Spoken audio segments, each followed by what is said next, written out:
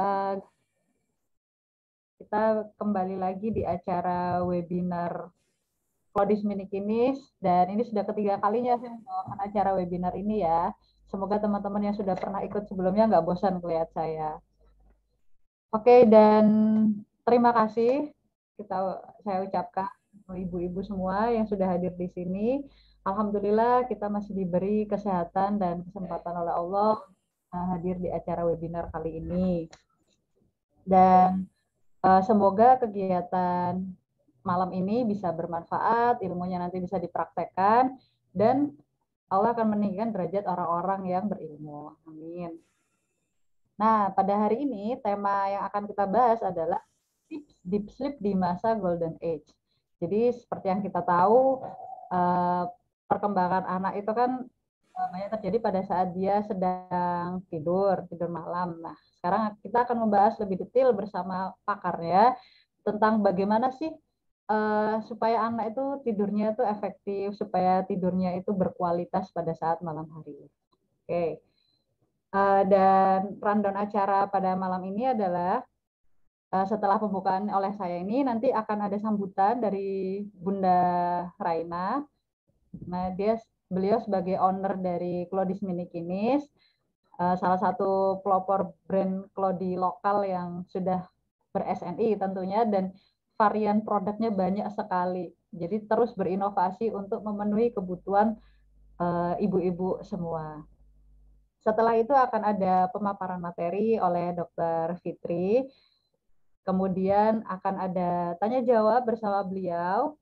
Kemudian kita akan ada pengumuman pemenang dan penutupan.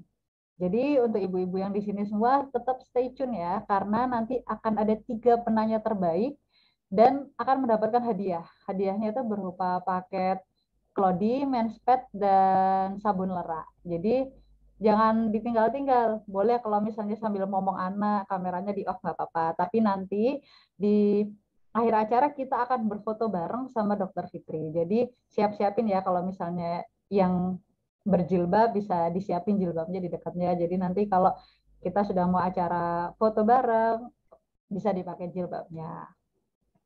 Oke, baik kita langsung saja buka acara dengan bacaan basmalah. Bismillahirrahmanirrahim. Kemudian untuk Bunda Raina, saya persilakan. Terima kasih Bu Dokter atas waktunya.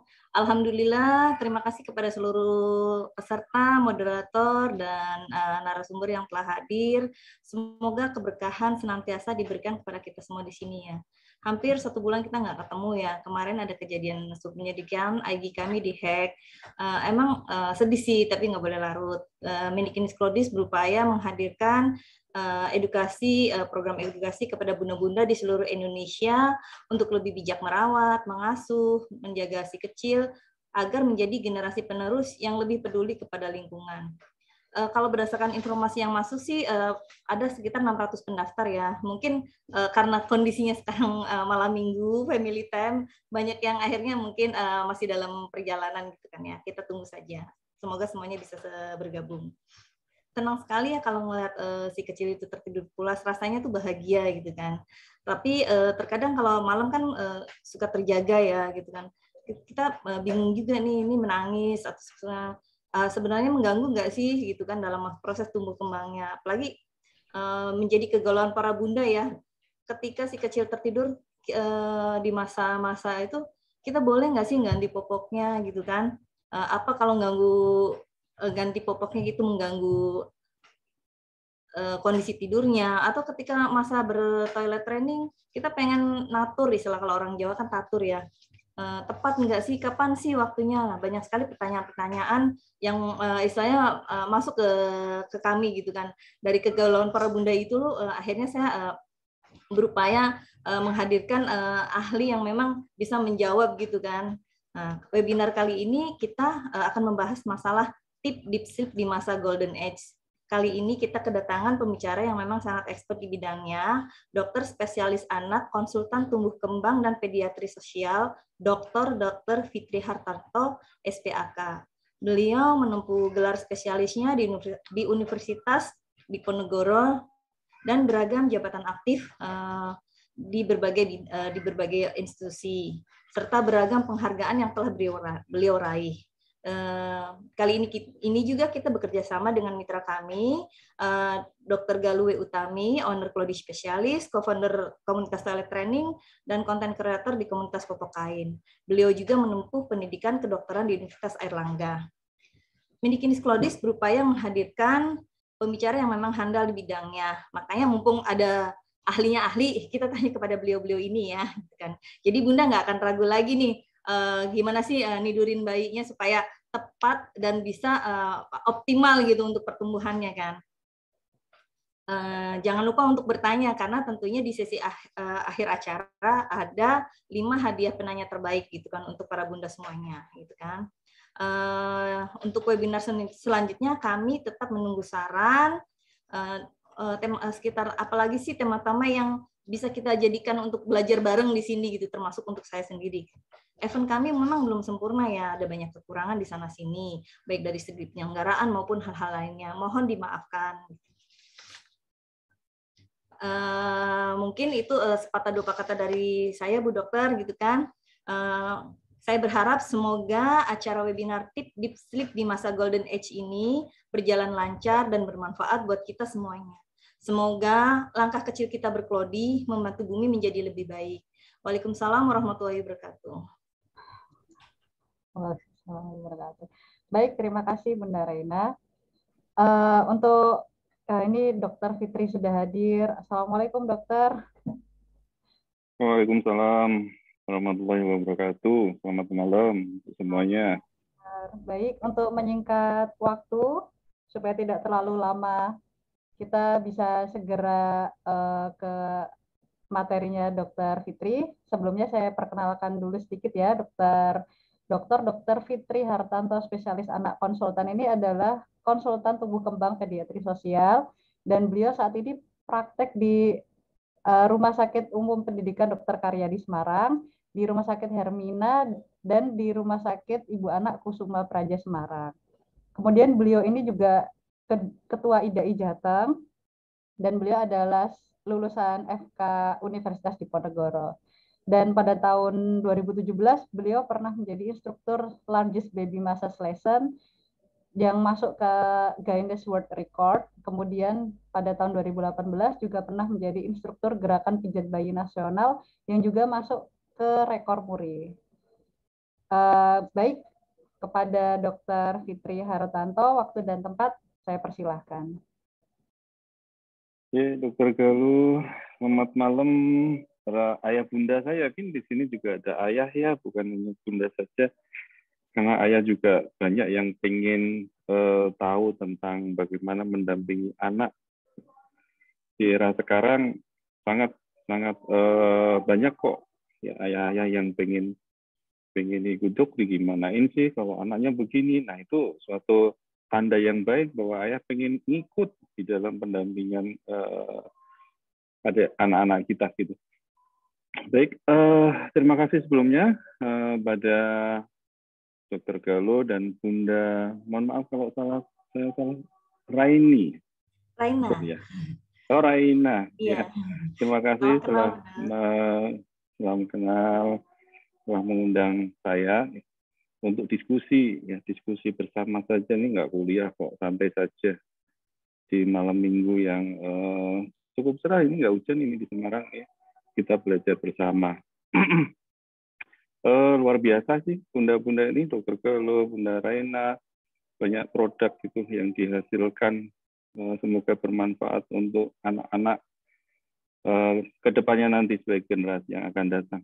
Baik, saya mencoba untuk sharing dan nanti kita diskusi mengenai deep sleep dan bagaimana sih cara sedikit membantu untuk anak-anak itu bisa tidur tidak terganggu, karena di masa golden age atau periode emas itu sangat dibutuhkan untuk anak-anak mengeluarkan hormon pertumbuhannya ya.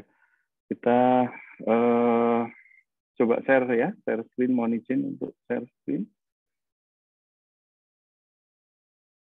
Suara saya sudah cukup jelas, Dokter Galuh? Jelas, Dokter. Jelas ya. Baik.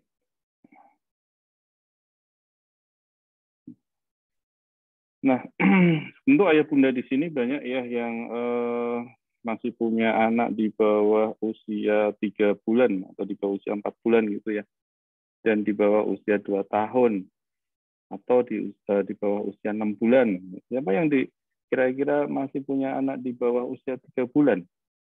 Bisa ketik coba deh. Saya pengen tahu masih banyak enggak? Karena ada kaitannya masalah tidur itu terjadi di usia-usia tertentu. 9 bulan, 11 bulan, 3 bulan, 6 bulan, 2 bulan, ya 24 bulan, 14 bulan, 17 bulan, 19 bulan.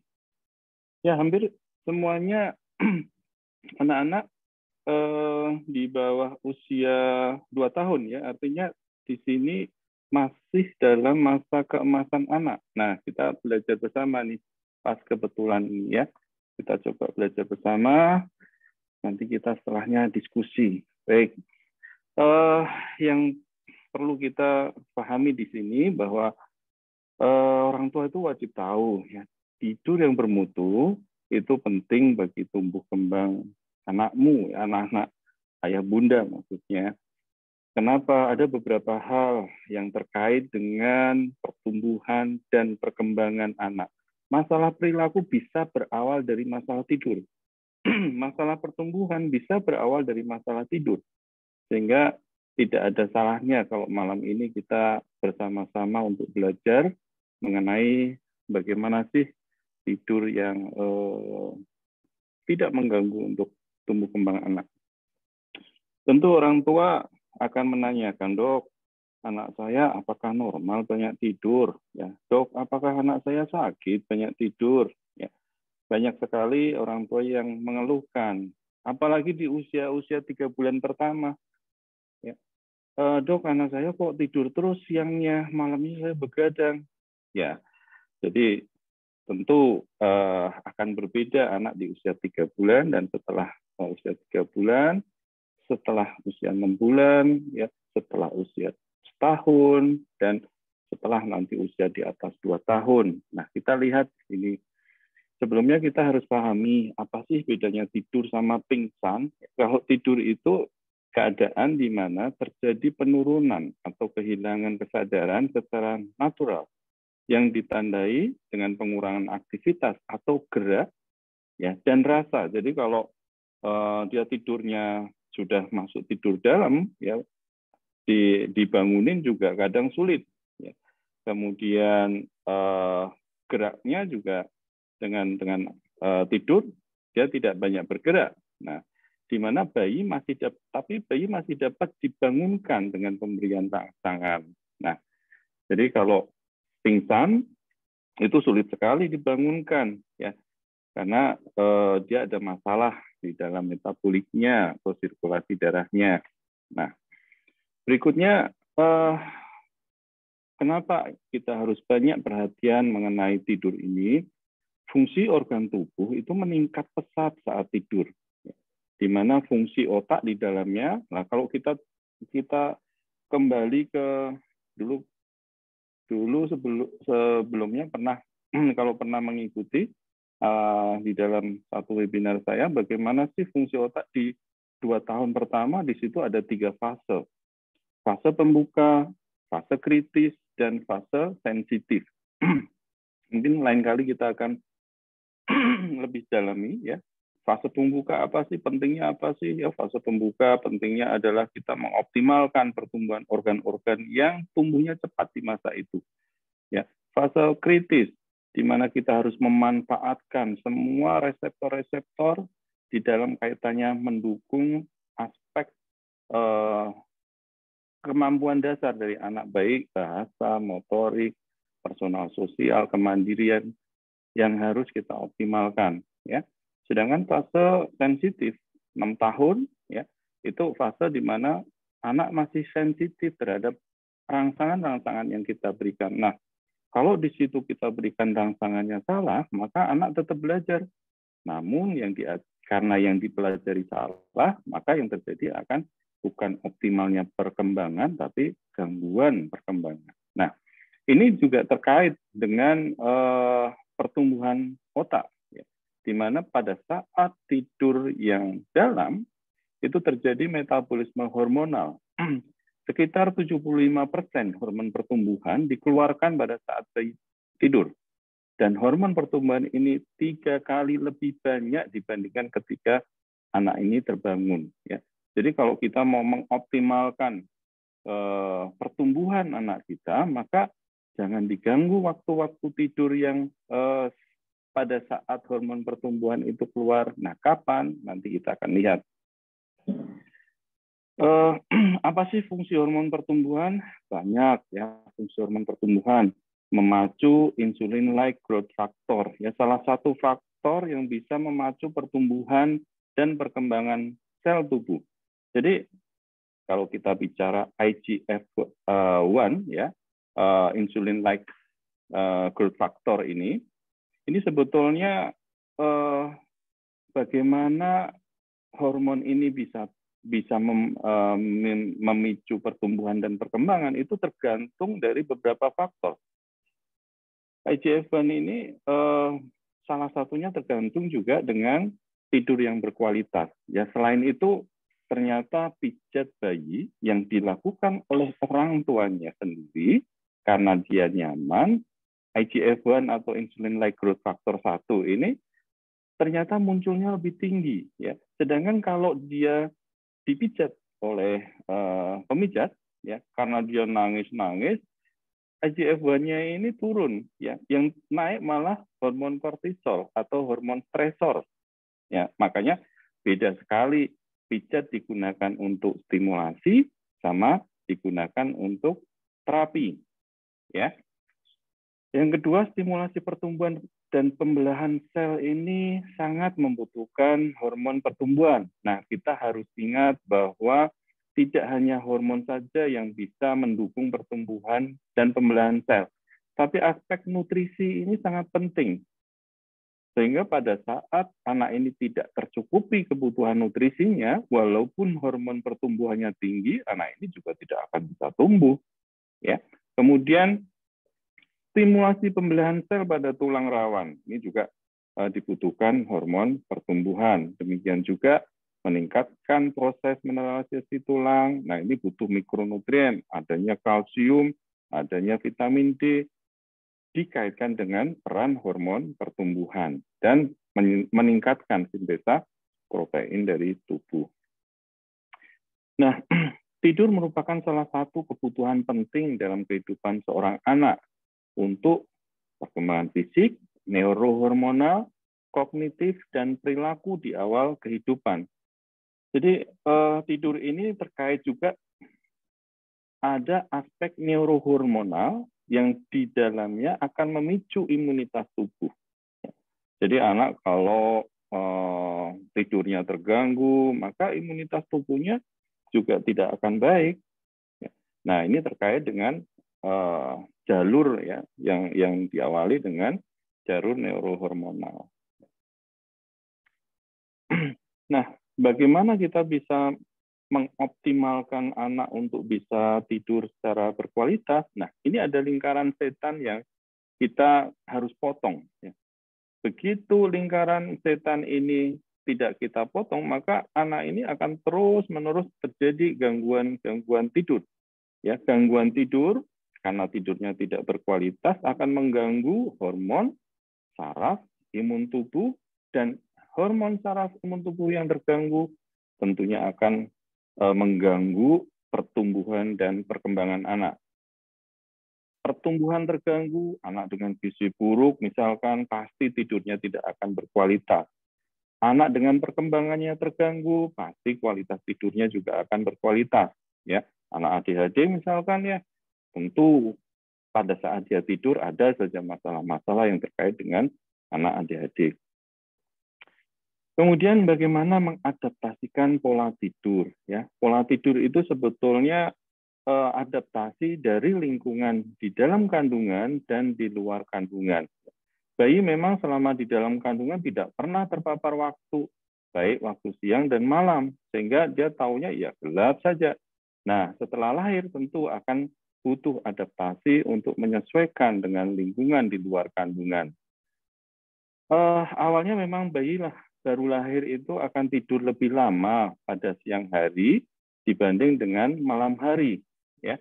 Nah, ini terkait dengan irama sirkadian namanya, irama waktu malam siangnya, dan ini biasanya terjadi di anak usia di bawah usia 3 bulan, ya, di bawah usia 4 bulan. Jadi irama sirkadian itu mulai terjadi pada anak setelah usia 3 bulan.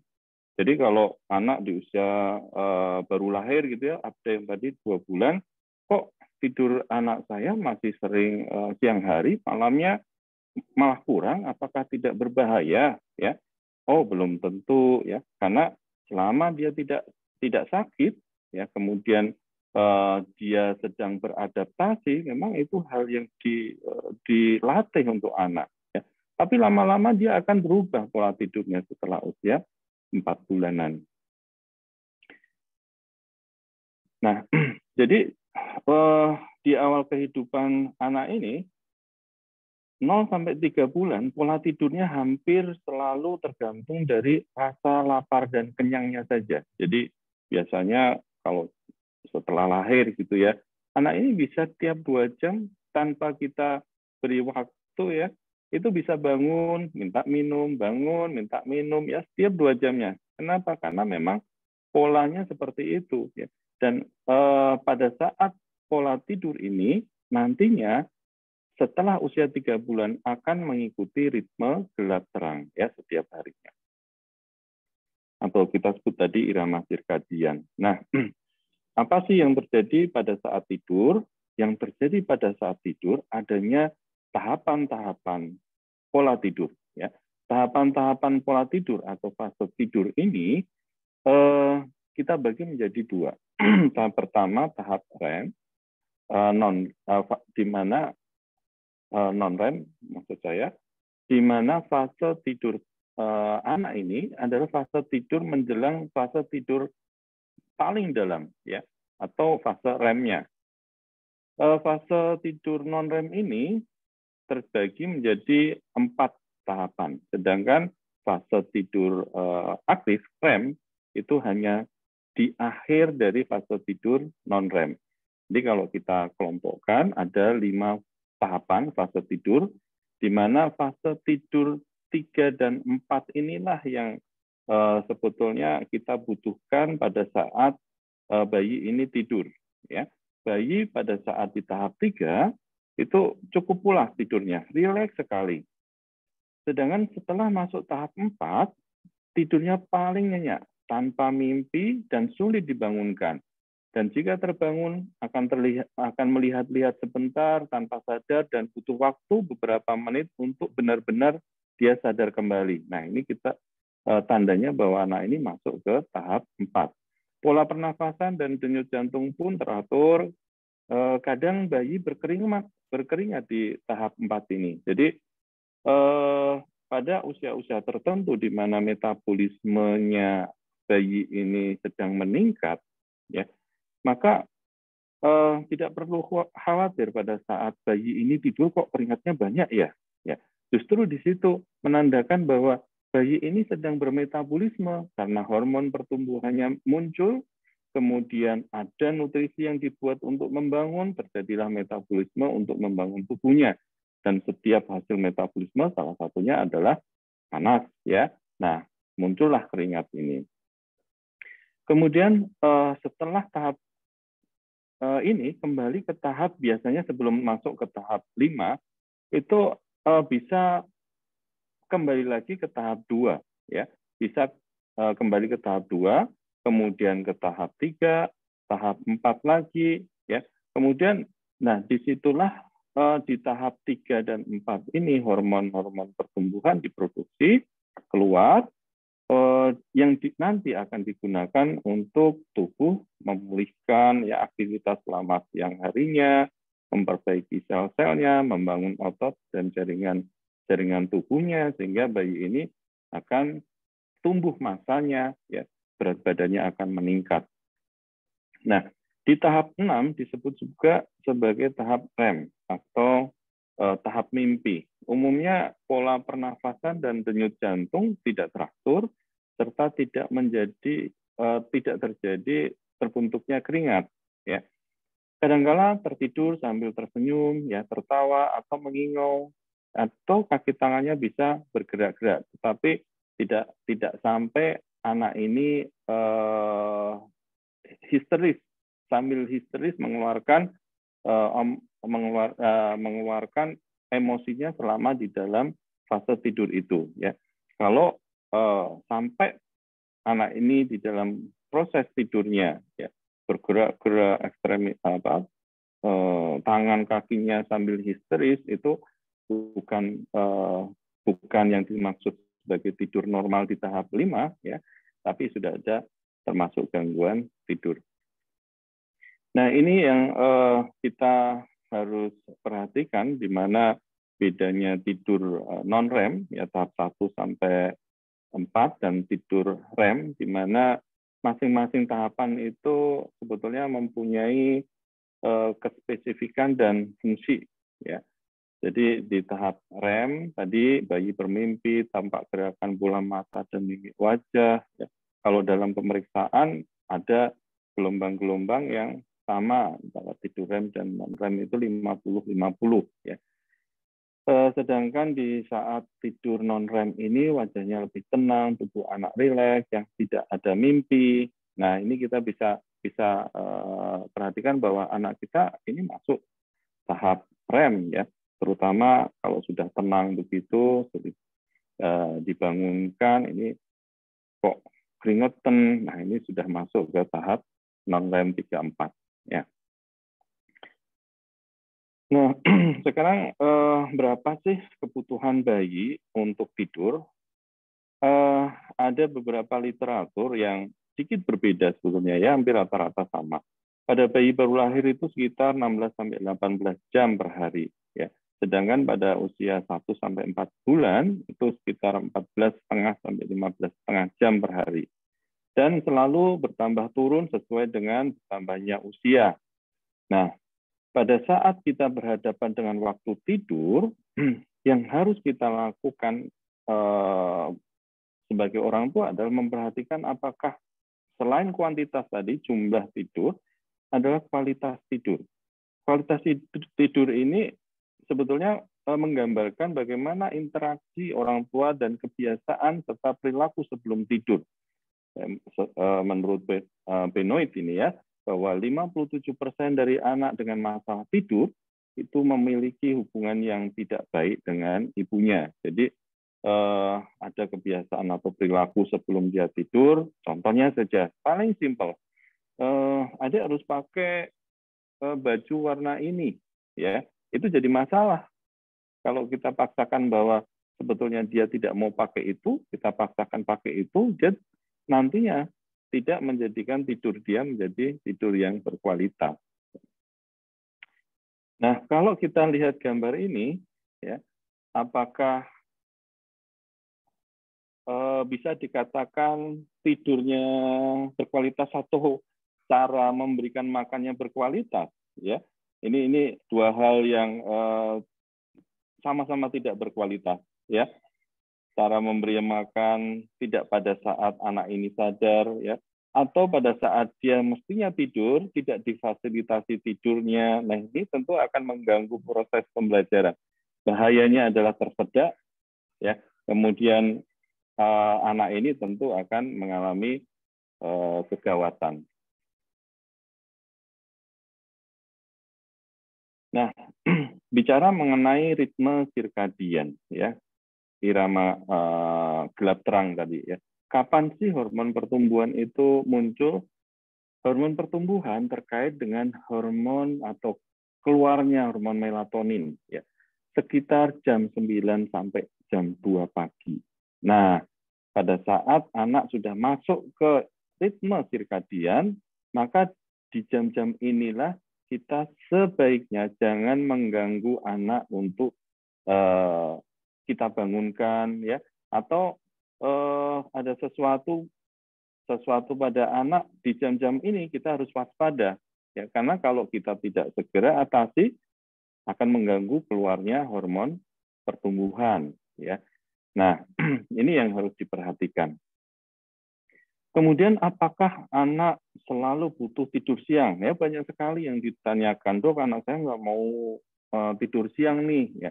Ternyata dari hasil penelitian, setelah anak usia 3 tahun, tidak membutuhkan tidur siang. Ya.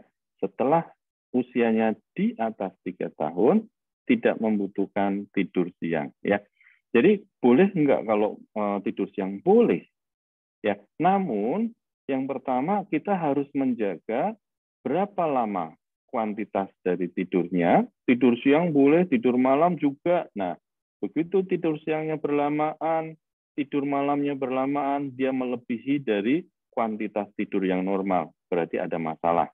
Atau karena dipaksa tidur siang, sehingga tidur malamnya tidak berkualitas. Ya, ini jadi masalah juga. Nah, bagaimana cara mengatasi? Nah, nanti kita akan diskusi di situ. Gangguan tidur, ya. Yang disebut sebagai gangguan tidur adalah lama tidur anak tidak sesuai dengan kelompok umurnya. Jadi berkaitan dengan kuantitas. Atau tertundanya waktu tidur. Selalu anak ini tidur tidak pada jam yang sama. Ya. Kemudian terbangun lebih dari 3 kali dalam siklus tidur malam, atau lama terbangun lebih dari 30 menit. Ya. Jadi terbangun lebih dari 3 kali dalam satu siklus tidur, atau lama terbangunnya lebih dari 30 menit. Jadi begitu terbangun 30 menit, dia tidak tidur lagi. Nah, itu kita curigai suatu gangguan tidur. Ada beberapa yang mengatakan bahwa hal itu harus terjadi selama kurang lebih atau sama dengan 3 kali dalam seminggu, dalam durasi lebih atau sama dengan 3 bulan. Ya, jadi apa yang tadi, anak ini sering terbangun 3 kali dalam satu siklusnya, ya, setiap dia bangun lebih dari 30 menit, kemudian kok kejadian ini 3 kali atau lebih dari dalam selama per minggunya, dalam durasi lebih atau sama dengan 3 bulan, maka kita harus identifikasi apakah masalah-masalah atau gangguan tidur ini terkait dengan kualitas tidur, kuantitas tidur, atau waktunya tidur. Karena kalau kita tidak segera identifikasi dan intervensi, maka yang terjadi adalah gangguan fungsi perilaku dan pertumbuhan perkembangan anak. Nah, beberapa faktor bisa mempengaruhi kualitas dan kuantitas tidur anak. Contohnya, tentu anak yang sakit, ya, karena penyakit fisiknya, ya, bisa juga karena alergi di situ, ya, bisa juga karena sakit infeksi virus atau bakteri, tentu akan menyebabkan anak ini tidurnya juga tidak akan berkualitas. Ya. Kemudian faktor biologis, anak yang tidak terpenuhinya kebutuhan nutrisi, anak lapar tentu tidurnya juga tidak akan berkualitas. Ya. Kemudian faktor lingkungan, nah adanya aktivitas di sekitar anak, termasuk faktor kenyamanan anak tidak nyaman pada saat tidur, posisi tidur yang tidak tepat, ya, celana basah karena ngompol, ya, terlalu dingin atau panasnya ruangan. Ini juga akan bisa mempengaruhi kualitas tidur anak. Faktor emosional juga bisa. Nah, antara faktor emosional dengan gangguan tidur ini seperti tadi, lingkaran setan. Ya, kalau tidak segera kita atasi salah satu, maka akan mengganggu semuanya. Anak dengan masalah kecemasan, jauh dari orang tua, ya, ditinggal oleh orang tua, itu juga bisa mempengaruhi kuantitas dan kualitas tidur. Jadi hati-hati kalau Bapak mau dinas keluar gitu ya, izin sama anaknya supaya tidak menjadi cemas anaknya sebelum tidur. Ya, kalau sudah pamit, ya, anaknya sudah tenang, tahu kalau ayahnya keluar dinas dan lain-lain, tentu kecemasan ini akan berkurang dan anak bisa lebih berkualitas dalam tidurnya. Di samping itu faktor budaya itu juga ternyata mengganggu kualitas atau kuantitas tidur, ya, kebiasaan tidur bersama dengan banyak anggota keluarga, ya. Ini tidak melatih anak untuk mandiri pada saat awal-awal tidurnya. Nah, bagaimana kita bisa mengupayakan tidur yang berkualitas? Sering sekali kita mendengar adanya sleep hygiene, ya. Istilah ini sebetulnya untuk mempersiapkan anak agar tidurnya berkualitas dengan cara mengatur lingkungan dan perilaku menjelang tidur. Ya, sekali lagi ini, bagaimana cara anak ini tidur berkualitas? Nah, caranya adalah mengatur lingkungan dan perilaku menjelang tidur. Intinya di sini, ya. Intinya adalah mengatur lingkungan dan perilaku menjelang tidur, ya. Jadi jangan kalau anak nggak bisa tidur, dok, boleh nggak minta obat supaya anak saya bisa tidur? Ya, sering sekali karena sudah terlalu repot, ya, anaknya nggak mau tidur, dimintakan obat tidur. Ya, saya kira itu tidak tidak benar, ya, karena prinsip kita di dalam melakukan intervensi atau memperbaiki pola tidur anak adalah untuk keberlanjutannya, dia berlatih secara mandiri untuk tidur yang nantinya akan menjadikan dia tidur berkualitas, ya. Nah, beberapa rutinitas atau sleep hygiene yang bisa kita lakukan.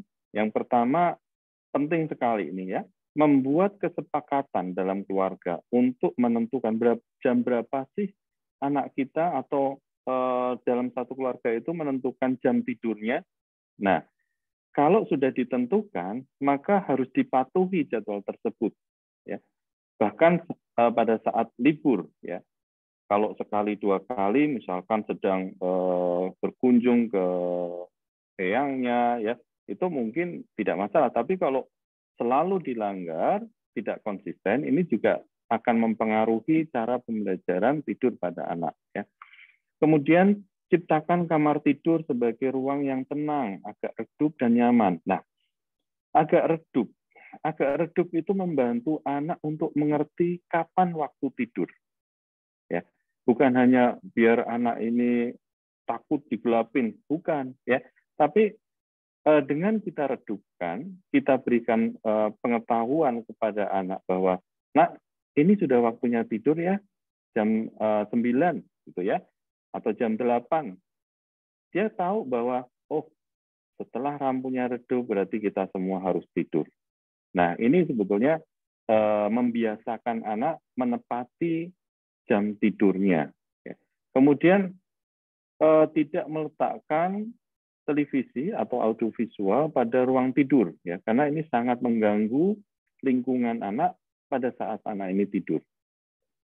Kemudian tidak melihat layar, ya, screen time itu tidak boleh 1 jam sebelum tidur. Nah, ini untuk anak di atas usia 2 tahun, ya. Screen time tidak kita perbolehkan pada anak di usia 2 tahun, di bawah usia 2 tahun, ya.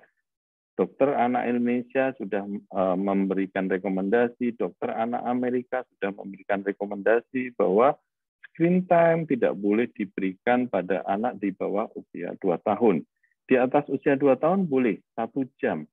Namun 1 jam ini juga terbagi dan harus didampingi dan kontennya juga edukatif, ya. Kemudian sebagai pengantar, bacakan anak ini dongeng yang menarik. Namun dongengnya jangan sampai dongeng yang menakutkan atau membuat dia terlalu bahagia. Ya, ini juga nanti akan mengganggu dia pada saat menjelang atau sudah masuk ke fase tidurnya. Dan hindari aktivitas fisik berlebihan menjelang tidur, ya. Jadi jangan sampai menjelang tidur, ayo sama kakak-kakaknya loncat-loncatan, ya, ini kita batasi, ya, jangan beraktivitas fisik yang berlebihan 1 jam menjelang tidur. Kemudian hindari kemarahan atau kegembiraan berlebihan menjelang tidur, ya. Bercerita sambil ketawa sampai, ya, anaknya ketawa-ketawa, ya, ini juga secara berlebihan ini juga tentu akan mengganggu kualitas tidurnya. Sebelum waktu tidur, biasakan kita tunjukkan bahwa anak melakukan kebiasaan-kebiasaan menjelang tidur seperti membersihkan tubuhnya, ya, membersihkan gigi, menggosok gigi, ya. Jadi anak ini sudah mau bubuk, ayo kita cuci tangan, cuci kaki, ya, gosok gigi, bajunya diganti, yuk silahkan pilih mau pakai baju yang mana. Nah, itu sebetulnya menandakan bahwa oh ini sudah waktunya mau tidur. Nah, anak akan terbiasa dengan rutinitas menjelang tidur. Kemudian maksimal makan atau minum paling tidak 1 jam sebelum tidur, ya, kecuali bayi di usia 0 sampai 6 bulan, ya. Ini kebutuhannya memang masih sangat banyak dari ASI, maka kita tidak bisa menjadwal atau menentukan bahwa bayi tidak diperbolehkan, ya, untuk dibangunkan, ya, karena memang di usia-usia itu irama sirkadiannya masih belum berfungsi dengan baik. Nah, bagaimana mengenali gangguan tidur pada anak? Ada beberapa pertanyaan kunci yang bisa kita tanyakan pada diri kita, ya, dengan melihat anak-anak. Apakah anak-anak memiliki jadwal tidur yang tetap? Ya, sudah sekitar jam 9 selalu tidur, ya, sudah mau tidur. Kemudian apakah terdapat masalah dengan waktu tidur, ya? Selama tidur anak ini tidak ngorok, ya. Kemudian anak ini tidak nangis-nangis. Ya. Apakah anak terbangun pada malam hari, ya, lebih dari 30 menit? Apakah ada masalah pernafasan saat tidur, ya, tadi tidur ngorok, ya. Apakah ada perilaku khusus saat tidur, ya, teriak-teriak sambil tangan kakinya bergerak-gerak, ya. Apakah sulit dibangunkan pada pagi hari atau anak mengantuk pada siang hari. Nah, ini juga merupakan gangguan tidur yang harus kita kenali.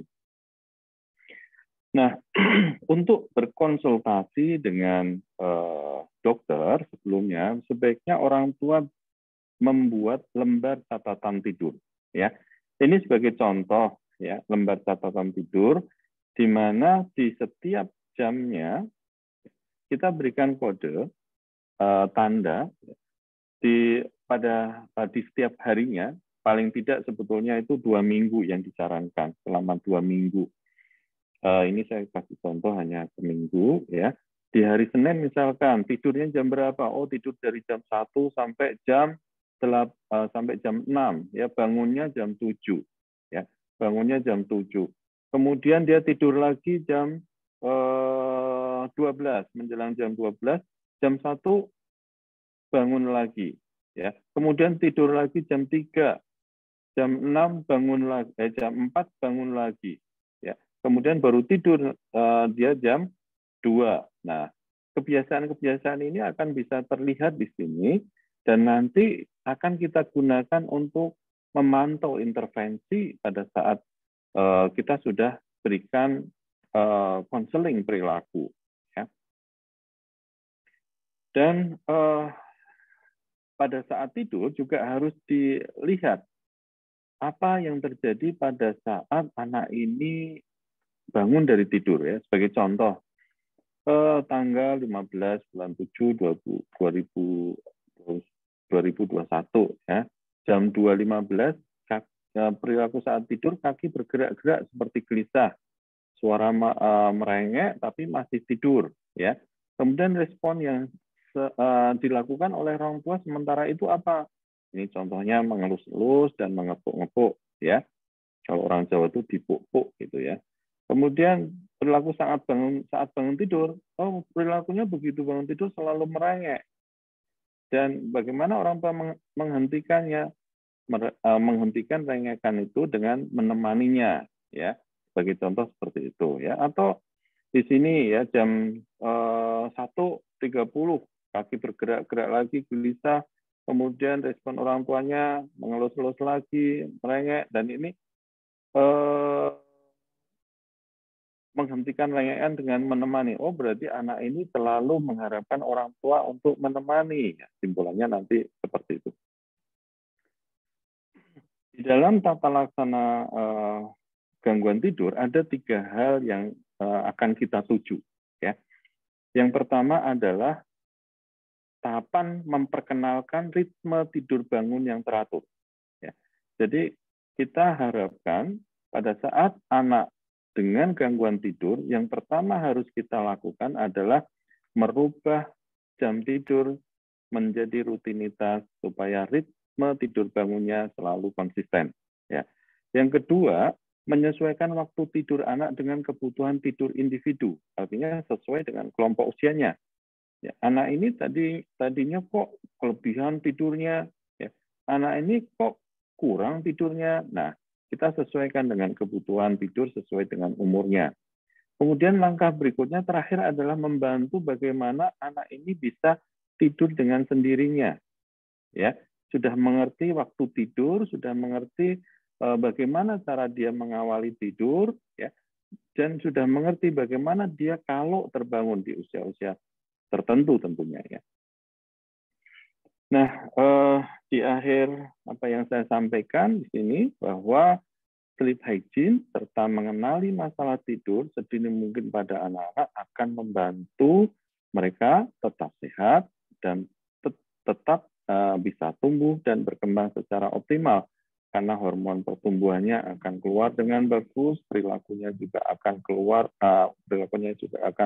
terbantu karena masalah mental emosionalnya tidak terjadi, pertumbuhannya terfasilitasi, perkembangannya juga bisa optimal. Baik, saya kira itu sebelum mengantar diskusi, saya kembalikan ke Dr. Galuh, silahkan. Baik dokter, terima kasih. Sangat jelas sekali tadi penjelasannya. Banyak sekali ilmu-ilmu baru ya. Saya juga tadi sibuk mencatat, banyak yang nggak kecatat juga. Tapi nanti kita akan ada rangkumannya ya, juga. ada materinya. Ada materinya akan di-share juga. Baik, sekarang kita akan masuk ke sesi tanya jawab. Untuk bunda-bunda yang mau bertanya, untuk yang mau raise hand nanti boleh raise hand setelah saya persilakan. Tapi sekarang saya akan membacakan beberapa pertanyaan yang sudah masuk dari chat dulu. Ini ada dari Arini Diah SPD. Terima kasih dokter atas pemaparan ilmunya. Saya mau izin bertanya, anak saya usia 6 bulan, jika anak tidak terbangun saat diganti popoknya di malam hari, apakah tetap mengganggu kualitas tidurnya? Silakan, monggo dokter dijawab. Ya. Ya, berarti kalau anak ini dibangunkan tidak terbangun, dia masuk fase ke tidur 3-4 sudah masuk di situ, ya. Artinya dia memproduksi hormon pertumbuhannya, dan kalau tidak terbangun dia akan bisa mempertahankan fase tidur itu. Jadi tidak akan banyak mengganggu, sehingga memang akan lebih mudah bagaimana membuat suatu produk itu pada saat ya anak ini di usia-usia tertentu masih membutuhkan popok gitu ya, cara menggantinya tidak sampai mengganggu tidur anak. Nah, ini suatu cara yang mungkin nanti harus dipikirkan ya, supaya anak-anak kita di jam-jam tertentu kalau dia sudah masuk ke waktu sirkadiannya yang konsisten, itu tidak akan terganggu fase tidurnya. Ya. Berarti kalau kita mau mengganti popoknya, berarti kita juga harus melihat ya dok ya, ini anak ini kira-kira sedang fase REM atau non-REM. Ya, betul. Sebaiknya begitu. Jadi kalau sedang deep sleep, nggak apa-apa diganti popoknya gitu ya. Ya, jadi apa yang saya sampaikan untuk memberikan pengetahuan, ini salah satu fungsinya bahwa orang tua ngerti, oh ini fase yang tidak boleh saya ganggu. Oh ini bisa, ini masih bisa. Nah, begitu. Jadi ada keuntungannya adalah begitu. Ya. Ya, baik dokter. Kemudian lanjut pertanyaan selanjutnya gitu dok. Dari Kak Akpiner, oh ini di Turki ternyata. Dokter, usia anak saya 3,5 bulan. Saat tidur malam kami pasang alarm untuk kasih susu setiap 4 jam. Apakah itu mengganggu kualitas tidur anak? Usia berapa? Mohon maaf tadi. 3,5 bulan. 3,5 bulan ya. 3,5 bulan irama sirkadiannya masih belum konsisten ya. Silakan kalau memang anak ini membutuhkan ya. Tapi sebaiknya di usia-usia itu karena sudah mulai adaptasi, jangan dibuat jadwal waktu yang terjadwal. Jadi jangan dikasih alarm tiap 4 jam gitu ya. Karena pada saat alarm itu mengganggu tidurnya anak ya. Kalau di usia di bawah 6 bulan itu kan siklus tidurnya masih kita belum bisa pastikan jam-jamnya ya. Dan itu pada saat dia kaget ya dengan suara alarm yang mungkin agak keras ya untuk bayi ya, itu tentu akan mengganggu anak ini, bayi ini untuk kembali ke fase tidur kemudiannya ya, karena siklus tidur itu kan berulang gitu. Begitu. Kemudian ini ada lagi nih dok, dari Surtina, usia anaknya 27 bulan. Dok, untuk memulai sleep training, baiknya usia berapa ya? Dan apa ada tahapannya, dok? Terima kasih. Ya, sleep training tahapannya seperti tadi. Bagaimana kita sepakat dulu, orang tua sepakat dulu mengenai jam yang akan ditentukan sebagai jam mulainya tidur. Karena anak dan orang tua harus sepakat, bukannya anak jam tidurnya jam 8, ya, orang tua jam tidurnya jam 12. Boleh-boleh saja pada saat mengantarkan anak tidur, semua harus mempersiapkan anak itu seperti suatu kebiasaan. Jadi kalau mau nanti bangun jam 12, ya ajarin anak dulu tidurnya jam 8, ya. Semua dalam posisi tidur, ya. Kemudian nanti kalau anak sudah tidur baru terbangun, mungkin mau mengerjakan kerjaan atau apa, ya. Tapi jangan kemudian anak disuruh tidur, orang tuanya masih sibuk bekerja. Ya, pokoknya kamu tidur. Nah, ini tidak memberikan pembelajaran yang baik buat anak. Oh, begitu ya dok ya. Jadi memang penting sekali orang tua mempersiapkan kondisi lingkungan tidur anak tadi ya dok ya. Ya, karena anak memang sedang tahap belajar. Ya. Baik. Kemudian ini ada lagi dok yang bertanya. Ya. Berarti itu sleep training berarti sama dengan sleep hygiene begitu ya dok intinya? Ya, sama. Intinya sama. Oh begitu. Kemudian ada lagi nih dok, bagaimana?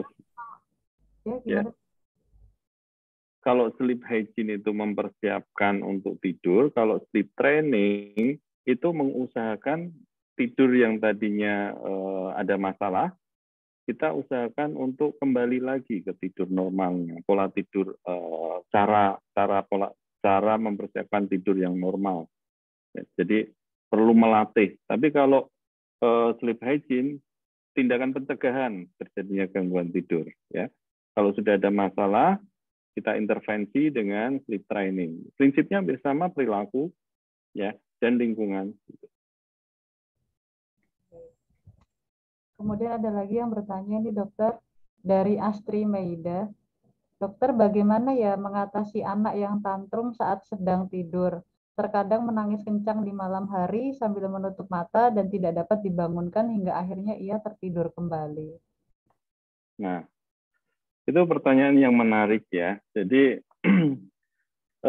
itu terkait dengan tadi yang saya sampaikan, masalah emosional yang muncul pada saat anak ini tertidur. Nah, biasanya hal ini terkait dengan apa yang dilakukan sebelum dia tidur. Makanya pada saat kita melakukan pengantar tidur dengan tadi sleep hygiene, ya, jangan sampai dia melakukan aktivitas yang berlebihan sehingga dia merasa bergembira berlebihan, atau dia juga tidak boleh sedih atau dia tidak boleh takut. Ya. Nah, ini yang bisa memberikan suasana seperti itu adalah orang tuanya. Nah, dengan dia pada saat mau tidur dengan masalah dengan emosional yang tidak tinggi, pada saat anak diceritain sesuatu yang menakutkan itu luar biasa imajinasinya. Ya, apalagi pada saat dia tidur pasti terbawa di situ dan pasti dia akan histeris. Nah, jadi berikan ketenangan sebelum anak ini tidur. Ya, ketenangannya dengan cerita-cerita yang edukatif. Ya, contohnya saja, kita ceritain biasanya ada gambar. Ya, gambar itu bisa mewakili bagaimana cara memperlakukan orang dengan baik dan bagaimana cara misalkan berterima kasih dan lain-lain. Sebetulnya banyak cerita-cerita yang terkait dengan berperilaku yang baik pada cerita-cerita anak-anak sekarang ya. Kalau dulu sering digambarkan dengan binatang-binatang ya. Tapi yang salah ini kancil nyolong timun ini ya. Si kancil nyolong timun itu sebetulnya pendidikannya yang kurang baik gitu ya. Sampai sekarang masih melekat itu cerita kancil nyolong timun. Ya, artinya anak itu sangat responsif pada saat kita berikan hal-hal yang terkait dengan cerita. Ya. Story bercerita menjelang tidur itu sangat luar biasa untuk anak.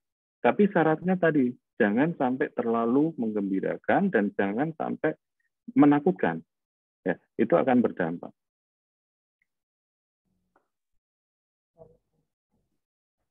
Ya, dokter. Nah, tadi kalau memang dengan kita sudah intervensi toilet sleep training tidak memberikan hasil, ya dalam 2 minggu lakukan sleep training ini dalam 2 minggu, ya konsisten. Kemudian kalau tidak ada hasilnya, baru kita akan cari penyebab yang lain. Ya biasanya harus berkonsultasi dengan dokter. Baik, dokter. Untuk selanjutnya kita akan membuka sesi tanya jawab. Silakan raise hand. Wah, ini banyak. Dari ini dulu. Silakan ini ya dibuka on cam. Jadi yang raise hand, saya harap nanti sambil bertanya sambil dinyalakan videonya. Dari ini dulu aja, Mbak Syarifuddin Mustafa, silakan Mbak.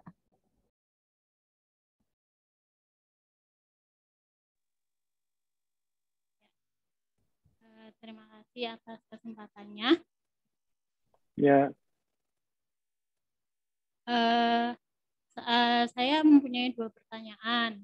Yang pertama, apakah berbeda kualitas tidur bayi ketika terlentang atau diletakkan di kasur atau di sofa dengan kualitas tidur bayi ketika digendong? Kadang kan anak kalau digendong baru 2 menit udah tidur. Nah, itu apakah beda nggak sih sama yang ketika anak tidur di kasur? Nah, kemudian pertanyaan yang kedua, saya mempunyai anak yang sekarang usianya 2 bulan. Setiap kali menyusu itu 5 menit menyusu itu udah tidur. 5 menit menyusu udah tidur dan ketika dibangunkan itu susah. Apakah yang harus saya lakukan, apakah membiarkannya tidur atau dibangunkan? Karena sudah 1 bulan ini kenaikan berat badannya itu tidak mencapai batas minimumnya. Itu aja sih, Dok. Ya, ada usia berapa? 2 bulan. 2 bulan. Bisa saya jawab, Dokter Galuh? Ya, moga dokter. Ya. Jadi bagaimana kualitas tidur dalam posisi-posisi tertentu? Saya belum pernah baca literatur mengenai tidur di sofa dan digendong ya. Tapi prinsipnya begini, pada saat dia dalam posisi yang nyaman, tentu dia akan lebih mudah untuk memulai tahapan untuk tidurnya. Ya. Nah, kenyamanan itu sebetulnya yang menjadikan anak ini lebih mudah untuk masuk ke fase-fase tidurnya atau tidak. Ya. Kalau di sofa dia nyaman, dia pun bisa masuk ke fase-fase tidurnya. Apalagi digendong. Nah, biasanya digendong karena dekapan orang tua, dia merasa nyaman, ya, kemudian dia merasa terlindungi, rasa nyaman akan terbangun. Namun, tidak mungkin orang tua itu menggendong terus di dalam siklus tidurnya. Nah, pada saat yang tidak tepat, kita kemudian gantikan ke bed atau ke tempat tidur, pas dia masuk fase, kan siklus tidur itu berulang ya, pas ke siklus tidur yang terbangun, maka dia akan terbangun. Tapi kalau pas masuk ke fase tidur dalam, dia nggak terbangun, nggak ada masalah. Ya, nah masalahnya kalau ini terkait dengan masalah perilaku anak nih ya, tantrum ya, dia selalu ingin dekat terus sama orang tuanya atau ibunya. Begitu ditaruh sedikit gitu ya, nangis. Nah, tentu ini akan mengganggu kalau tidak kita latih untuk anak ini tidur mandiri, akan mengganggu fase tidur berikutnya, siklus tidur berikutnya. Dia tentu tidak akan langsung tidur begitu dia menangis kuat, hanya mengharapkan karena digendong lagi. Ya, itu. Kemudian yang kedua, kenaikan berat badan hanya pemberian ASI ya, Ibu ya. Hanya diberikan ASI kan ya? Iya. Nah, kenaikan ya itu bagus ya. Namun kita harus ingat bahwa kenaikan berat badan itu tidak hanya tergantung dari seberapa seringnya kita memberikan ASI, tapi isi dari nutrisi itu juga harus kita perhatikan. Dok, anak saya sudah saya sering kasih ASI kok dok, tapi kok berat badannya tetap aja nggak naik. Ya katanya ASI itu bagus. Loh, ASI itu memang bagus. Dari hasil penelitian-penelitian itu bagus, luar biasa. Nah, kenapa anak tidak bisa naik? Ada beberapa faktor. Apakah kualitas-kuantitas ASI-nya? Ya, kalau jumlahnya cukup banyak, ya bukan neneknya yang sering ya, tapi ibu merasa bahwa payudaranya penuh. Ya, itu artinya jumlah dari ASI-nya sudah mencukupi. Kalau jumlahnya sudah mencukupi, berarti kualitasnya. Nah, kualitas tergantung dari apa? Kualitas tergantung dari nutrisi dari ibu. Ya, sering sekali dok, saya sudah mau kerja, ya, saya mau diet. Nah, kalau ibunya diet, anaknya kan juga diet. Ya, nah ini yang perlu diperhatikan. Nah, terkait dengan masalah tidur anak ya di usia 2 bulan, ya. Kita lihat deh. Kalau anak ini masuk ke fase tidur dalam, dia masih dia sudah menghentikan untuk bisa masuk ke tidur dalam, jangan diganggu. Minumnya belum selesai nak, jangan diganggu karena begitu dia tertidur dan dia sulit dibangunkan, artinya dia sedang masuk fase tidur dalam, ya. Dan disitulah hormon pertumbuhannya bekerja. Nah, pada saat hormon pertumbuhannya keluar banyak-banyaknya, kita bangunkan. Padahal untuk bisa tumbuh, anak ini harus membangun nutrisinya itu, dari nutrisinya itu untuk tubuhnya jadi tidak terbangun dengan baik. Begitu. Jadi bukan hanya masalah kualitas tidur, tapi juga bagaimana kita mempersiapkan kualitas ASI itu dengan baik, ya, dengan benar juga, gitu. Baik, bagaimana Mbak Syarifuddin Mustafa? Gimana Mbak Syarifuddin? Ya, terima kasih dok. Ya, tetap semangat, ASI-nya masih bagus kok. Ya. Baik dokter, ini ada yang bertanya lagi dok. Ini saya bacakan dari chat dari Mbak Dora Ayu. Dok, bagaimana cara mengatur siklus tidur anak autis? Karena selalu begadang sampai dini hari dan selalu bangun siang hari. Terima kasih. Ya, baik. Nah, ini sebetulnya, lalu suara saya masih terdengar? Masih dokter. Masih ya. masalah atau gangguan tidur pada anak dengan gangguan perilaku autism, ADHD, atau gangguan perilaku yang lain, termasuk cerebral palsy, ya, itu banyak sekali disertai dengan gangguan tidur. Itu harus selalu didampingi oleh dokter. Ya. Kenapa? Karena bisa sampai diperlukan terapi medikamentosa. Karena anak autis itu tidak bisa kita benarkan dengan terapi perilaku.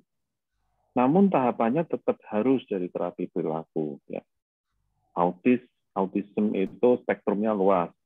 Ya, artinya masih mungkin ya yang dia masih spektrum yang rendah, kita berikan pembelajaran perilaku untuk dia bisa masuk melalui fase tidur yang normal. Ya. Namun ada kalanya begitu dia sudah masuk ke yang autism yang berat, ya spektrum yang berat, itu kita sulit mengendalikannya karena itu tergantung dari apa yang dia mau. Ya, dia mau apa, kita nggak ngerti maunya. Dia juga nggak ngerti apa yang dia mau. Jadi memang ada masalah neurotransmitter, ketidakseimbangan neurotransmitter yang tidak bisa kita kendalikan. Nah, ini tentu dibutuhkan ada terapi medikamentosa, gitu ya. Tapi tidak hanya terapi medikamentosa, terapi perilaku dan terapi medikamentosa, begitu. Jadi memang harus konsultasi dengan dokter yang menangani begitu ya, Dok ya. Ya, betul. Karena memang dalam praktek sehari-hari memang sulit untuk hanya dengan terapi perilaku saja, karena orang tuanya juga tidak bisa mengendalikan, tidak bisa membiasakan dengan sleep hygiene-nya. Dok, kesulitan ini, Dok. Nah, kalau seperti itu memang kita harus bantu. Tapi dengan orang tua masih tetap melakukan sleep hygiene, itu sangat membantu terapi medikamentosanya. Baik, masih boleh bertanya lagi, Dok? Ya, silakan. Ada yang bertanya, Dok, dari Mbak Ririn. Dok, untuk masalah toilet training, kapan waktu yang tepat untuk membangunkannya ke kamar mandi? Ya, toilet training ya. Toilet training dengan training untuk BAB itu berbeda ya. Kalau toilet training untuk ke toilet. Ya. Tapi kalau training untuk BAB itu bisa sejak lahir, itu bisa dilatih gitu ya. Tapi kalau untuk toilet training, artinya dia harus ke toilet, itu biasanya rata-rata literatur mengatakan 18 sampai 2 tahun. Ya begitu dia sudah paham bahwa toilet itu digunakan untuk pup, toilet itu digunakan untuk pipis. Nah, itu bisa kita lakukan di situ ya. Tapi kalau untuk BAB kita bisa biasakan sejak lahir. Ya. Salah satunya tekniknya ya pada saat awal-awal kan kita stimulasi pijat tuh ya. Nah, ada gerakan-gerakan tertentu di situ. Nah, pada saat melakukan gerakan di situ, ajarin anak untuk mengejan. Ya. Nanti dia akan menirukan dan dia akan mengejan. Ya, setiap pagi sebelum mandi, dia akan terbiasa seperti itu. Ya. Tapi kalau untuk toilet training, ya kita harus memahamkan dulu. Nah, ibu mau dia harus ngerti ya bahwa tadi toilet itu digunakan untuk pup. Ya. Ya, jadi harus melibatkan dulu anak bahwa toilet kita gunakan untuk pup. Ya, dia harus diberikan contoh juga. Nah, ibu mau pipis ke sana misalkan, ya. Terus, nah ini misalkan pup ya, dia tunjukkan buangnya ke toilet, gitu ya. Ini pipis adik yuk dibuang ke toilet, pup adik dibuang ke toilet misalkan. Ya, jadi dia harus ngerti dulu sebelum kita melakukan latihan toilet training. Baik, terus menyambung yang tadi, Dok, kalau misalnya pada saat malam hari dia tidur, apakah boleh kita bangunkan terus kita ajak ke toilet atau bagaimana itu, Dok? Usia berapa? Ganggu lebih dari 2 tahun. Lebih dari 2 tahun berarti irama sirkadiannya udah stabil di situ. Ya. Jadi sebelum, nah ini berbeda. toilet training dengan mengatasi ngompol atau di malam harinya, ya. Nah, ini bisa membiasakan di awal sebelum tidur, kita biasakan untuk pup misalkan, kita biasakan untuk pipis misalkan, ya. Jadi jangan sampai kalau kita udah tahu bahwa jam-jam segitu anak ini tidak boleh terganggu kalau sudah masuk fase tidur dalam, ya. Sehingga kita harus latih bahwa nanti supaya jam segitu dia nggak bangun bagaimana ya.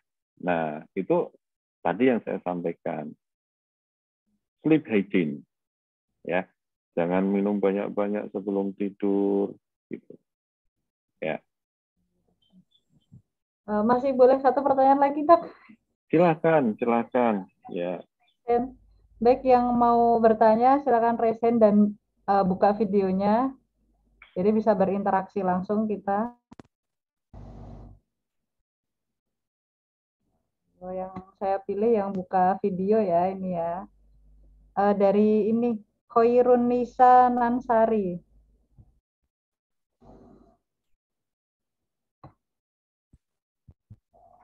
Halo? Halo? Dok? Ya, Iya, silakan. halo. Ya. Punten ya, sayanya lagi nidurin bayi.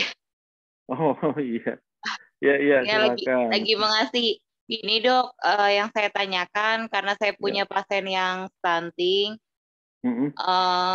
itu gimana ya memperbaiki kualitas tidurnya? Setelah saya tanya ke ibunya tuh, jadi dia nggak pernah tidur siang gitu dok, karena mungkin kurang nutrisinya ya dok. Ya. Nah itu bagaimana gitu dok memperbaiki, selain kan kita sekarang lagi nyoba untuk memperbaiki nutrisinya, terus memberikan suplemen. Jadi ada nggak tips atau kiat-kiat khusus untuk memperbaiki kualitas tidurnya, terutama tidur siang sih dok. Dia umur sekitar 3,5 tahun dok. Nah, 3,5 tahun kan tidak harus tidur siang, ya. Jadi ini Bu Dokter atau Bu Bidan? Oh bukan, saya bidan. Oh Bu Bidan, ya, ya. Jadi kita harus ingat dulu bahwa stunting itu bukan hanya masalah pendek ya. Stunting itu memang pendek yang disertai dengan gangguan perkembangan yang disebabkan karena riwayat malnutrisi atau infeksi kronis. Jadi syaratnya stunting itu pendek dengan gangguan perkembangan. Kalau pendek nggak ada gangguan perkembangan, ya kayak mantan presiden kita B.J. Habibie itu pendek ya, tapi nggak ada gangguan perkembangan begitu. Ya. Jadi bukan stunting. Prinsipnya anak dengan stunting memang ada masalah mental emosional, kognitif, ya. Kemudian hampir semua disertai dengan global developmental delay atau perkembangan yang terganggu itu tidak hanya pada satu aspek saja, ya lebih dari satu aspek. Nah, yang harus kita lakukan sebetulnya adalah mencegah terjadinya stunting. Jadi sebelum usia 2 tahun itu harus terdeteksi anak ini bermasalah untuk jadi stunting. Jadi jangan sampai nunggu stunting. Jangan sampai nunggu pendek dulu, ya. Karena kalau kita intervensinya di dalam usia emasnya, golden periodnya, itu akan lebih mudah. Dalam teori mengatakan bahwa anak stunting itu walaupun bisa dikejar tingginya dan tingginya itu tetap aja tidak maksimal ya, tapi bisa dikejar, bisa ditambah tingginya. Tapi untuk aspek kognitif tidak bisa kalau terjadinya setelah usia di bawah usia 2 tahun. Begitu ya. Nah, sekarang bagaimana caranya? Nah, kita juga selain memenuhi kebutuhan nutrisi, anak ini juga harus masuk ke fase tidur dalamnya terutama malam. Jangan paksakan anak di usia di atas 3 tahun untuk tidur siang. Boleh tidur siang, tapi tidak terpaksa, ya. Dan kalaupun tidur siang, itu 6 jam dari jam yang kita sudah sepakati harus dibangunkan. Ya, misalkan sudah disepakati tidur jam 9, ya. Maka jam 3 itu walaupun dia tidurnya jam 1 misalkan ya, jam 3 harus dibangunin. Ya, karena pada saat dia bangunnya jam 4, nanti pasti akan pola tidurnya akan bergeser, sehingga akan mengganggu fase tidur dalam di jam-jam 9 sampai jam 2 tadi. Ya. Iya begitu. Berarti malamnya juga ya dok ya? Ya intinya. Justru malamnya. Yang kita pertahankan malamnya. Iya sih. Hormon tertumbuh. Memang kurang juga ya dok. Jadi kayaknya tidur malam juga kurang kan. Aku pikir ya kalau misalnya malamnya kurang ya siangnya juga bisa tidur. Ternyata siangnya nggak bisa tidur, malamnya juga dia tidur malam gitu loh. Ya, makanya tidur siang nggak keharusan. Kita fokus untuk tidur malamnya. Iya. Ya. Iya. Terima kasih dok. Begitu ya, silakan. Baik, ini seru sekali ya. Nggak kerasa sampai kelewatan ini dok jamnya. Sekarang sudah jam 20:16. Untuk teman-teman yang lain yang belum sempat bertanya, kami mohon maaf karena memang waktunya yang terbatas. Dan ini sekarang kita mau foto dulu, dok. Boleh kita? Ya, silakan. Foto dulu, silakan dibuka semua kameranya. Jangan lupa senyum yang cantik. Nanti akan di foto oleh Bunda Raina tadi. Oke, kita mulai aja ya supaya lebih cepat. Siap-siap. 1, 2, 3. Next slide. 1, 2, 3. 1, 2, 3. Banyak banget Pak Dokter, mohon maaf. Ya, silakan. Oke, satu lagi Pak Dokter. Oke, sudah Pak Dokter, terima kasih. Ya. Baik, saya ucapkan terima kasih banyak untuk Dr. Fitri sudah mau meluangkan waktunya untuk memberi tambahan ilmu untuk kita semua ini, ibu-ibu yang ada di Indonesia, dan ilmunya daging semua dok kalau istilahnya itu. Jadi semuanya itu sangat penting dan membuka wawasan sekali. Kan selama ini kita ngiranya, oh anak harus tidur siang, jangan main-main terus kalau siang, tidur aja. Ternyata enggak. Iya, ternyata, betul. Ya, itu data dari penelitiannya begitu. Iya. Ya. Ternyata tidur siang juga tidak wajib ya, tanda kutip, untuk anak-anak. Setelah usia di atas 3 tahun. Ya. Baik dokter, terima kasih banyak. Semoga ilmu yang diberikan di sini bermanfaat dan barokah semua. Saya ucapkan terima kasih. Wassalamualaikum. Sama-sama. Salam. Dan mohon maaf kalau ada kurangnya ya. Kalau ada kesalahan ucap gitu ya. Terima kasih Pak Dokter atas waktunya. Ya, terima kasih Ayah Bunda semua. Assalamualaikum warahmatullahi wabarakatuh. Waalaikumsalam warahmatullahi wabarakatuh. Saya izin deh ya. Iya, monggo dokter. Nah, baik. Sekarang kita sudah selesai ya sesi tanya jawabnya dengan Dr. Fitri tadi. Sekarang kita akan memasuki sesi pengumuman pemenang dan penutupan. Diharapkan di sini yang diumumkan menjadi peserta terbaik nanti bisa on cam ya, karena sistemnya ini sistem gugur. Jadi kalau misalnya saat diumumkan ternyata dicari kok tidak ada, itu nanti akan kita kita ganti pemenangnya dengan pemenang yang lain. Kepada Bunda Raina, saya persilahkan diumumkan. Oke, sebelum ini sebelum kita tutup ada beberapa informasi penting yang harus disampaikan ya. Ini bulan Desember tahun 2021 kan tinggal berapa hari lagi ya berakhir.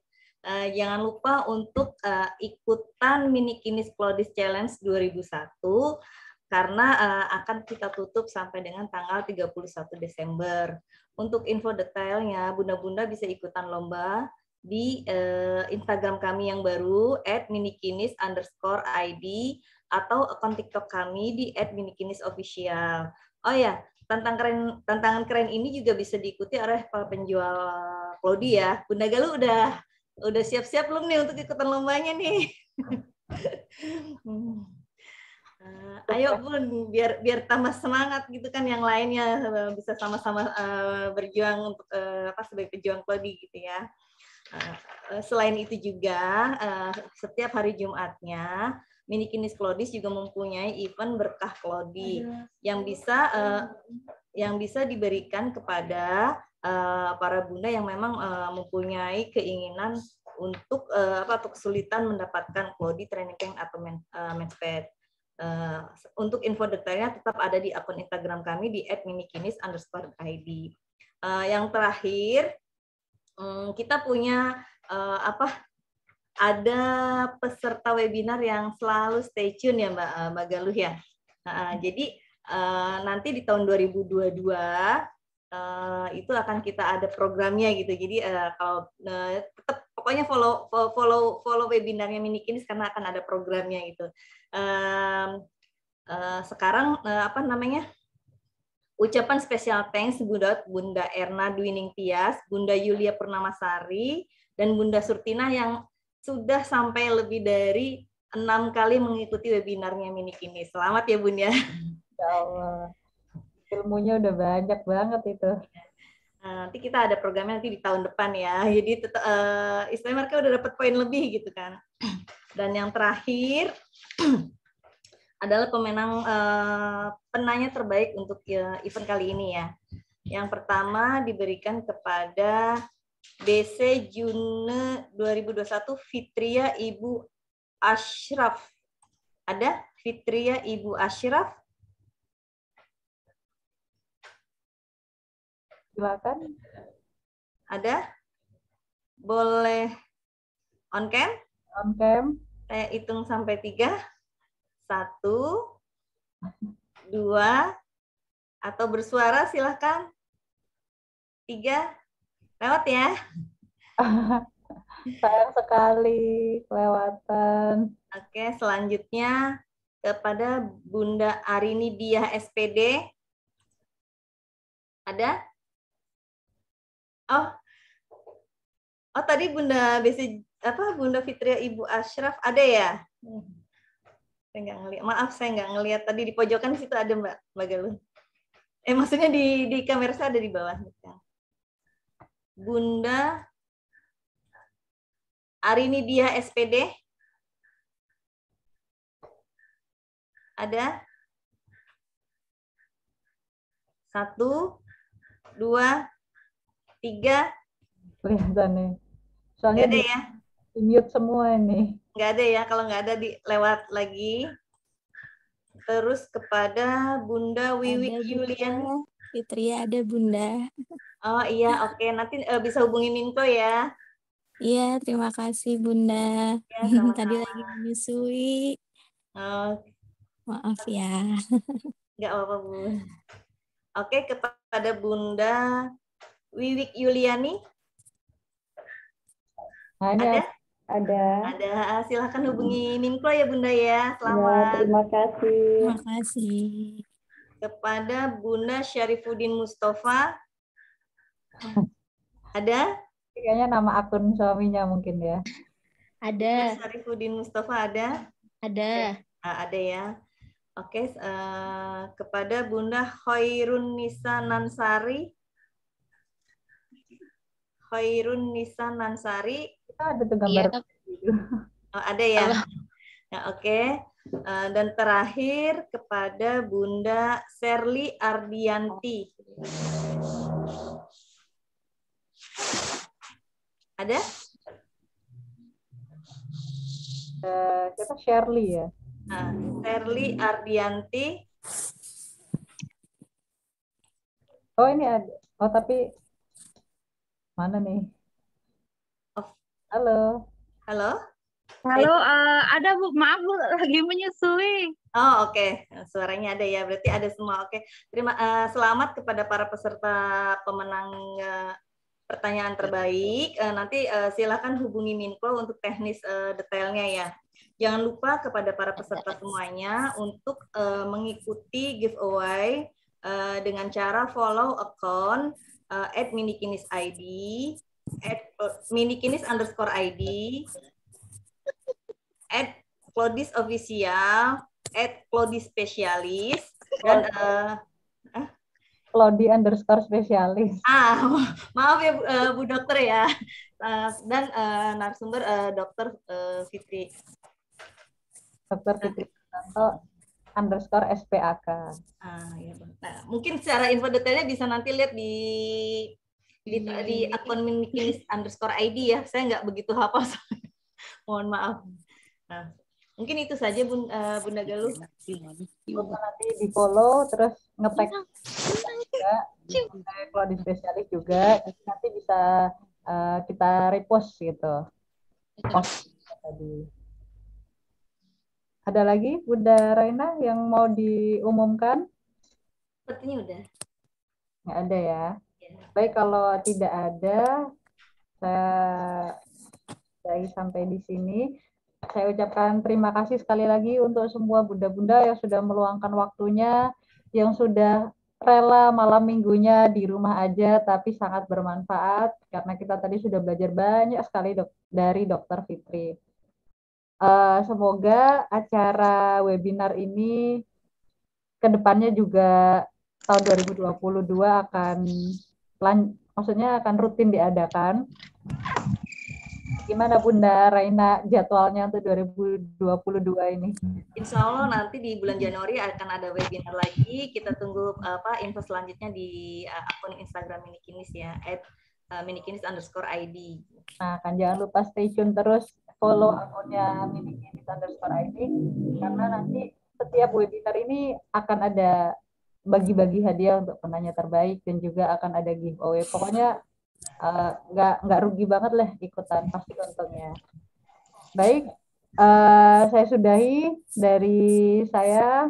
Mohon maaf kalau ada salah kata atau salah ucap atau yang hal-hal yang tidak berkenan, karena memang manusia tempatnya khilaf. Saya undur diri. Terima kasih juga Bunda Raina yang sudah mengadakan webinar yang keren-keren terus ini. Dan kita doakan dan kita dukung terus brand lokal Indonesia supaya berjaya di negeri kita. Jadi bunda-bunda semua, saya tutup. Wassalamualaikum warahmatullahi wabarakatuh. Waalaikumsalam warahmatullahi wabarakatuh. Berkah selalu. Berkah selalu. Sehat semuanya.